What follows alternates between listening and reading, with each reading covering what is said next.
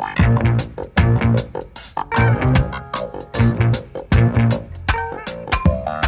up, stand up for your right. Get up, stand up for your right. Get up, stand up for your right. Get up, stand up, don't give up the fight. Preacher man on time. What did you just do then? I just gave a letter to, well, I attempted to give it to the Chief of Police, but there's another man acting in his place, and so we've sent it to him instead. Now we're going to send the other letters to members of the court. Let's go. I've never been told, so now you see the light. Hey, stand up for your right. Come on, get up. Just take your leg in your pocket. Okay, just pop your bag in for me. And then slip through. You're all witnesses. I hope to the history, development of freelance technology. Hope not.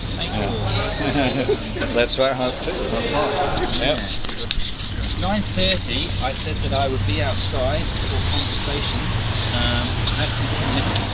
I'm not expecting anybody to turn up, but I'm going to honour my promise. If nobody turns up, then we're free to go and And if you'd like to enjoy... there we go. 9:30. This is the time.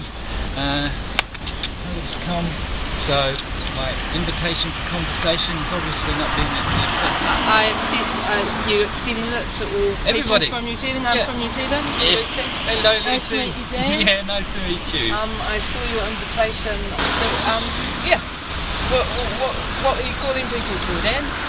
Well, generally a conversation to resolve the controversy. I mean, I'm willing to talk about anything, but that's the matter at hand. There's been some conflict between me and the authorities figures of New Zealand. They've not recognised my identity. I've got a passport to prove it. Can I see your identity? Please. Oh, what a flag. Is this the flag of the nation that you're from? Yeah. Where is my passport? Oh, here it is.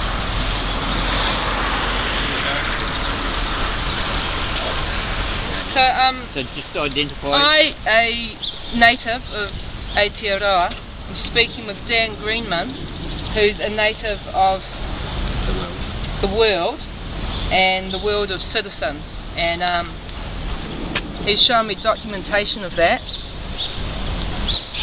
and for all extents and purposes I perceive Dan to be a human being standing before me. Cool. And he's wanting to engage in a conversation with me, which is quite exciting. I'll second that. So Dan, tell me more about this controversy. Well, my stance is an advocate for human rights. Any citizen of the world government has signed up, like a constitution, to the United Nations Universal Declaration of Human Rights. It's listed in my passport here in several different languages, I think, somewhere. And there are many there. One of them is the right to freedom of travel, which is what this dispute is all about. I noticed you hadn't travelled according to your passport. There's no board of entry. So how did you come to be in New Zealand? How did I come to be in the world? Ah, right. I know how you came to be in the world. You were birthed by your mother, I assume. That's But I right. wonder, here in New Zealand, which is the country that I'm domiciled and speaking from, and Well, a country is a legal fiction. It's That's a right. corporation and it's in our heads, not to be confused with the land beneath our feet. Some people like to call the land beneath our feet Aotearoa. I call it Albion, the Blessed Isle, because our earth is the earth. It's one, and it's our bubble of life and space. And so we can't be fighting over arbitrary, fictitious territories in our heads. We're just going to be harming each other. We need to rise above this outdated model of nations competing and warring for resources and join as one group and recognise humanity as one group and take care of each other and live in the spirit of brotherhood and sisterhood. So I myself still come from this outdated mode, and so what I just to understand in my outdated mode of thinking, as a citizen of the world, you don't need to have a stamp entering and leaving a country because it's fiction from the world I inhabit, and as you aren't entering New Zealand, you don't need a stamp on your passport because it is not New Zealand that you stand upon. So now I see the absence of stamps in your passport.